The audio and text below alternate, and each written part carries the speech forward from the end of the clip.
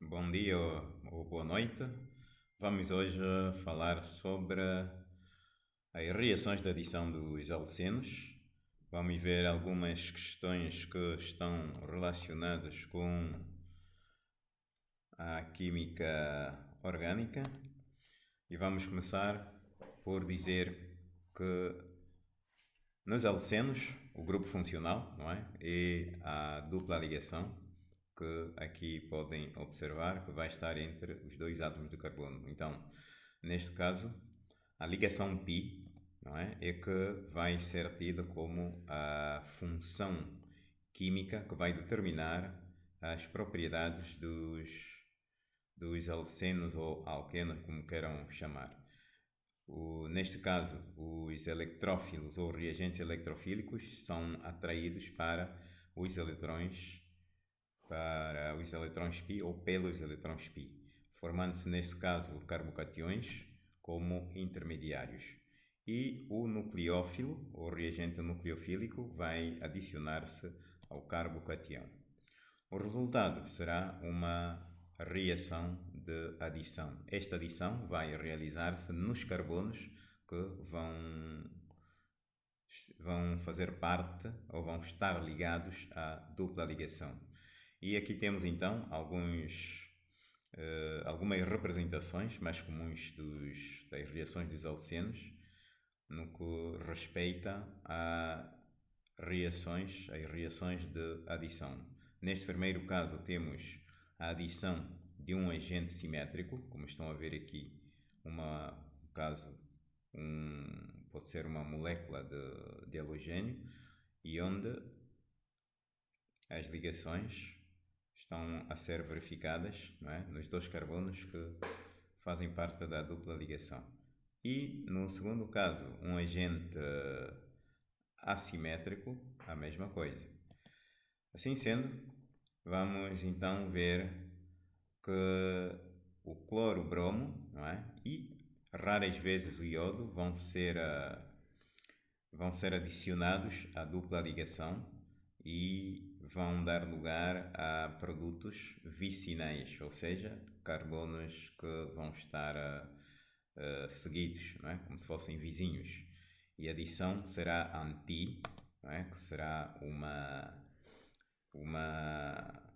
reação estereoespecífica, como estão a observar aí, não é? Anti, que estão em posições contrárias, que vai representar também os estados de maior estabilidade. E vamos já diretamente à regra de Markovnikov e anti-Markovnikov, que representam também reações de adição. Neste caso, é importante, primeiro, dominar a regra, não é? Como estamos a ver aqui, segundo a regra de Markovnikov, o halogênio é adicionado ao átomo de carbono menos hidrogenado, não é? E o hidrogênio o halogênio é adicionado ao carbono menos hidrogenado e o hidrogênio, não é? Que neste caso vai ser o próton, vai ser adicionado ao carbono mais hidrogenado. O próton é adicionado à ligação dupla de um alceno, ligando-se, portanto, como já disse, ao carbono mais hidrogenado. E quanto à regra, ou que se pode considerar uma reação anti-Markovnikov, vai ser o contrário. Aqui o importante é saberem em que condições é que se realiza uma e se realiza a outra. Então, estamos a observar aqui a presença de peróxidos. Depois vamos ver exemplos concretos, não é? Presença de peróxidos e também ocorre na adição de brometo de hidrogênio. Então, sempre que observarem estas substâncias, têm que refletir que estarão em presença já de uma adição anti-Markovnikov. Assim sendo, temos aqui a representação geral, onde temos aqui o alceno, não é? Os elétrons π da dupla ligação vão interagir com o reagente eletrofílico, não é? Esta equação ocorre em duas etapas. A primeira etapa que entra em ação é o reagente eletrofílico e depois então na segunda etapa vai resultar a interação do nucleófilo, não é? Na primeira etapa vai se formar, depois da interação do reagente electrofílico, vai se romper a dupla ligação e vai se formar o carbocatião, não é? E com este carbocatião é que se vai dar condições para que o nucleófilo, não é, possa interagir com o carbono que vai estar deficiente de eletrões. Então vamos ver já muito rapidamente a estes dois exemplos, onde temos aqui o reagente electrofílico, que vai ser o ácido clorídrico, e como estão a ver, o hidrogênio, não é, foi a este carbono que tem mais hidrogênio, e o cloro a este que tem, portanto, não é que tem menos, não tem hidrogênio. É o que se pode verificar aqui. Quanto aos ciclos, aqui temos um ciclo onde o radical metileno une-se a um dos carbonos do ciclo hexano. Neste caso, o carbono que tem menos hidrogênio é o que está no grupo metileno. Não é? É ali onde vai se juntar o átomo de hidrogênio, ou seja, o próton. Por isso é que está assim. E o iodo vai juntar-se a esse carbono que tem menos hidrogênio. Aqui é a mesma coisa, não é? Entre este e este carbono, não é? O carbono, estou a me referir, os carbonos que têm que ser vistos são sempre os carbonos que participam da dupla ligação. Então, neste último exemplo que está aqui, não é? Este carbono que está aqui, que une os dois ciclos, é o que tem menos hidrogênio. É aí onde se vai unir o cloro. Não é? Seguidamente, é importante conhecer como os reagentes electrofílicos que aí estão. Portanto, este é um exemplo onde tanto o hidrogênio como o cloro, neste caso a dupla ligação, os carbonos que unem a dupla ligação têm o mesmo número de hidrogênios, então aqui praticamente é uma situação idêntica, não é? Aqui no ácido iodídrico é a mesma coisa. No entanto, temos aqui este exemplo, onde vamos ter já uma dupla ligação fora do ciclo, e nestes casos há formação de dois produtos, como estão a ver. E aqui então temos que saber, em função da regra de Markovnikov ou na regra na anti-Markovnikov, qual é o produto que se vai formar em maior quantidade. Então, primeiro há que reconhecer a regra, não é? Este carbono e este, o da direita da dupla ligação, vai ter mais hidrogênios e naturalmente aí a reação vai ser mais rápida e vai se formar um produto com maior rapidez. E quando se diz com maior rapidez é porque vai ser o produto maioritário. Então, neste caso, vai ser o produto A, que está aqui, não é? Porquê? Porque o próton juntou-se ao carbono da direita, não é? E o bromo vai juntar-se ao carbono do ciclo, que participa da dupla ligação. Então, por isso é que se fazem as perguntas. Existe preferência para um produto? Qual é o produto que se forma em maior quantidade? Então, como já explicamos, tem aqui a resposta. A preferência vai ser o produto A. Este vai ser o produto principal. O mecanismo podem observar, como aqui está representado, não é? a ligação π interage com o próton e vai ser aderido, não é, ao carbono com mais hidrogênios, como se pode ver aqui. O outro produto também forma-se, não é que não se forma, só que vai formar-se em menor quantidade, porque a reação para formar o produto B vai ser mais lenta. Então vai ser um produto secundário, não é? Com quantidades muito pequenas. Então, esta é a representação do mecanismo para poderem observar como é que se dão estas conexões, essas rupturas e estas atrações, não é? Entre o íon, entre o carbo-catião. O carbo-catião vai, portanto, está a ser assinalado aí pelos símbolos, pelas cargas que estão com a cor vermelha. Então, aqui a reação mais importante é sempre a lenta, não é? A lenta é o que dá início à reação para formar o carbo-catião, não é? Porque é aí onde primeiro tem que se romper a dupla ligação, mais propriamente a ligação π da dupla ligação, para se poder obter então o carbo-catião, que depois vai interagir com o reagente nucleofílico. Aqui temos este exemplo só para consolidar, portanto, o conhecimento é o mesmo. Também trata-se de uma reação regioseletiva.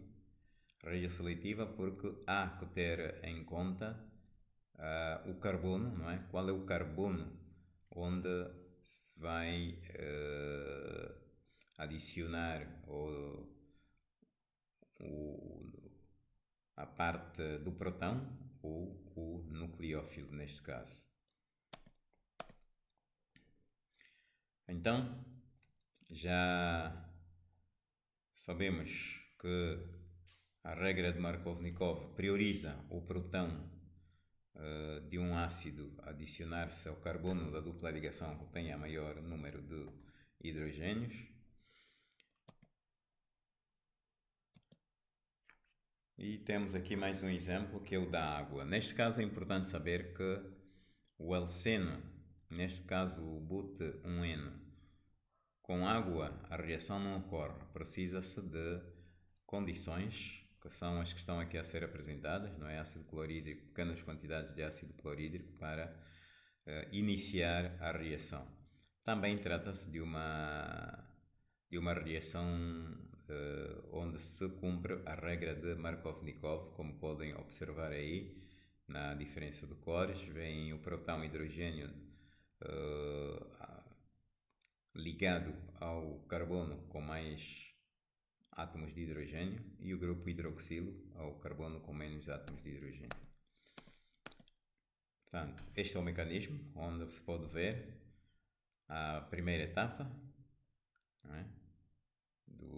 Da ligação π com o próton, que vai ser uma reação lenta, forma-se o carbo-catião, e a segunda parte, onde vai haver um ataque nucleofílico. Como estão a ver, a água ataca o carbono, portanto, mais propriamente o carbo-catião, não é? Representado aí com carbono que é déficit de eletrões, e vai se formar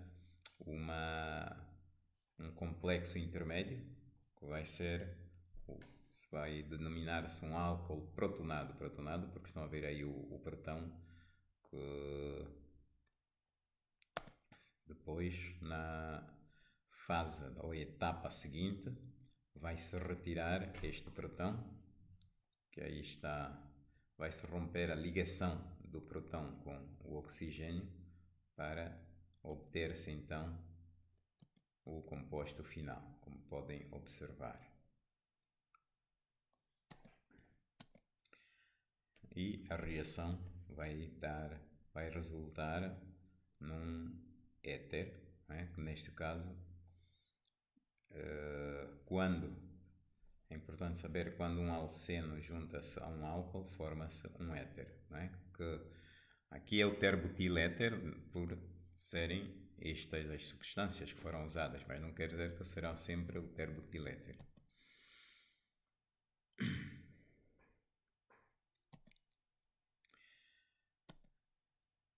Aqui temos também a representação do mecanismo, que se pode ver como é que o eletrão π, em presença do ataque electrofílico ao próton, vai formar o carbocatião e depois, numa segunda etapa, o etanol vai juntar-se ao carbocatião, propriamente ao carbono deficiente de eletrões, para obter então o éter, como já vimos lá mais atrás. Seguidamente, vamos ver então aqui a adição de halogênio em presença de água, que vamos obter uma reação onde o produto principal vai ser haloidrina. Aqui também não tem ciência nenhuma, é observarem que a água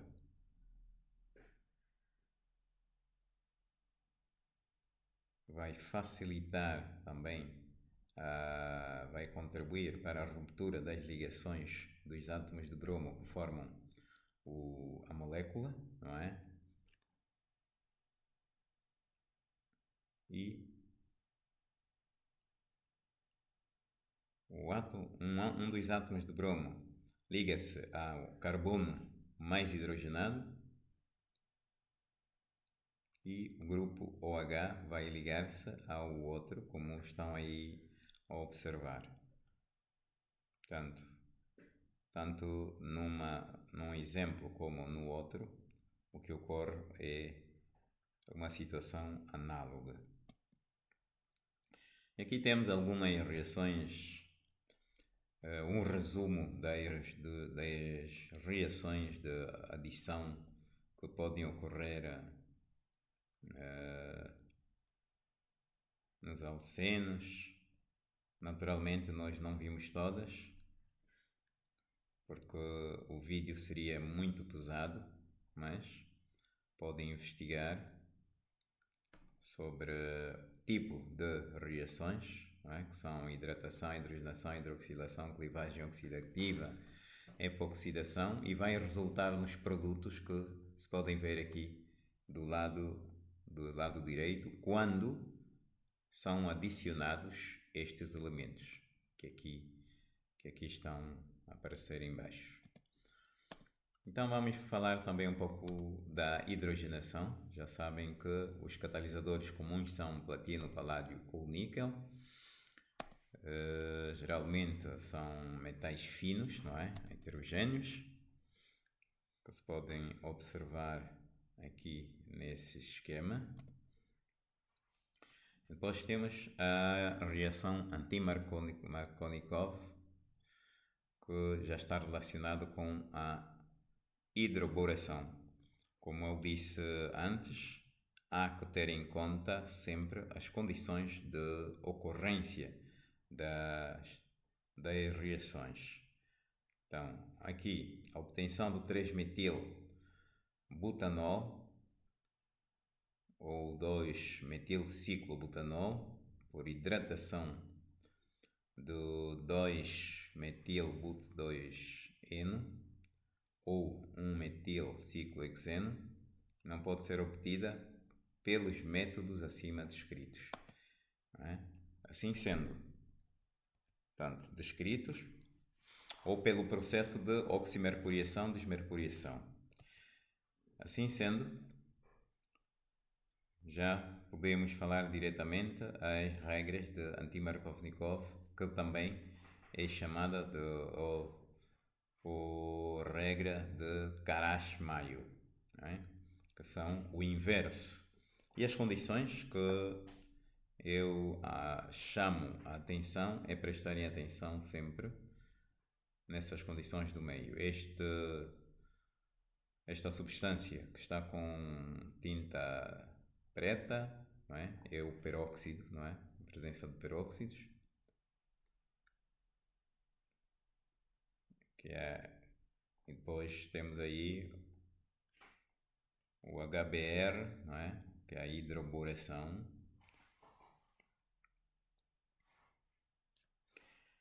Há que ter em conta aqui a referência que está aqui abaixo também, que o cloro e o bromo, os quais levam à formação de dialetos vicinais, ou seja, ocorre a adição de um átomo de halogênio em cada átomo da dupla ligação.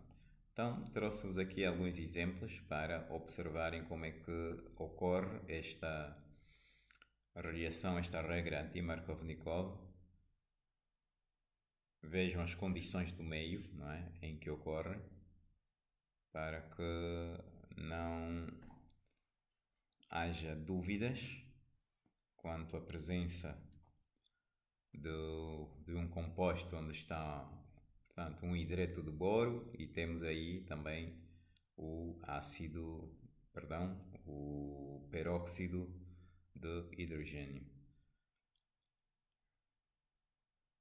Neste caso, a molécula de água, não é? O próton hidrogênio vai ao carbono menos hidrogenado e o grupo OH, não é? O íon hidroxilo vai a este carbono mais hidrogenado, como se pode observar ali. O outro exemplo não está claro, por isso não vou explicar. No entanto, é o propeno, não é? O propeno, e vamos ver que o que acontece vai ser o contrário, não é? Temos o OH ao carbono menos hidrogenado. Temos aqui outro exemplo do propeno, onde se cumpre também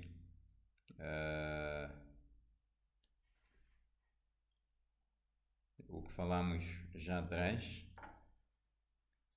uma adição de oximercuriação, não é? Que é uma redução. Neste caso não se forma um carbocatião. Estamos a ver que a molécula da água vai desdobrar-se no sentido de que o próton hidrogênio vai ao carbono mais hidrogenado e o hidroxilo ao carbono menos hidrogenado. Então, esta é uma das condições também que há que reter quando se falar da adição de água, mais propriamente quando estiver presente aí um composto onde se pode observar o mercúrio, né? Que é uma oximercuração redução. E depois temos aqui uma série de exemplos já mais específicos para poderem consolidar a regra de Markovnikov e anti-Markovnikov. Portanto, já se falou o suficiente sobre Markovnikov. Aqui temos a regra anti-Markovnikov, ou também se pode chamar de Karash-Mayo, não é? Portanto, estão todas as indicações aí, é? Rompe-se a dupla ligação, como estão a observar, e o próton hidrogênio vai ao carbono menos hidrogenado. Na Markovnikov, e na anti-Markovnikov vai ser o contrário. Temos aqui outros exemplos com triplas ligações, onde também se observa a mesma situação. Estes são exemplos só para consolidar, não é? Para que possam verificar É importante ver que do lado esquerdo estão as condições em que ocorre, né? Sem peróxido, com peróxido, alcino simétrico, alcino assimétrico e essa coisa toda. Temos mais outro exemplo, não é? Alcino simétrico, alcino assimétrico. Espero que com estes exemplos se possam adquirir o máximo de domínio para poder identificar ou quando é que se pode aplicar Markovnikov ou anti-Markovnikov. Estas são as referências que eu recomendo, não é? São os principais livros que temos estado a usar para estas aulas. Então, aqui ficamos e qualquer dúvida já sabem que podem deixar uma mensagem para algo que não tenha sido bem claro.